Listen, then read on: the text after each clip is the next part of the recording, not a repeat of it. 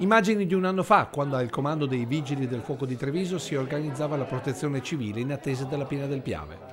Passato un anno, in questi giorni non siamo nella situazione di allerta e proprio per questo il prefetto di Treviso ha convocato i sindaci per fare solamente il punto della situazione. Tanti gli interventi fatti dentro e fuori l'alveo del Piave, ma tanti ancora quelli che il prefetto ha chiesto di attuare al più presto.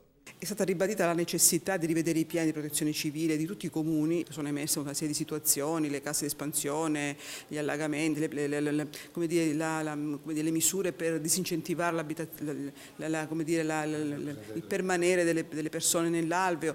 Un tema che soprattutto il sindaco di Ponte di Piave, uno dei più colpiti lo scorso anno, ha fatto proprio. Le persone che sono lì e vanno anche tutelate. Per quanto riguarda le altre, per esempio con il bando che abbiamo fatto rispetto anche alle caseate, abbiamo dato la possibilità a chi vuole uscire di poter partecipare a questo bando. Altro grande tema è l'assetto idrico del fiume, con interventi sia di taglio piante che di riposizionamento del fondo ghiaioso.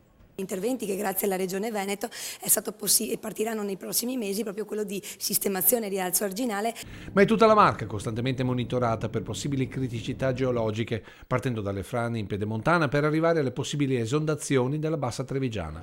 Su tutto, ha ribadito il prefetto al termine dell'incontro, ci deve essere una maggiore informazione ai cittadini. Quindi comunicare bene, rendere edotti, usare un linguaggio anche che sia facilmente accessibile, quindi tradurre quello che è il linguaggio scientifico in un linguaggio semplice, di modo che ognuno sappia esattamente cosa deve fare per la propria incolumità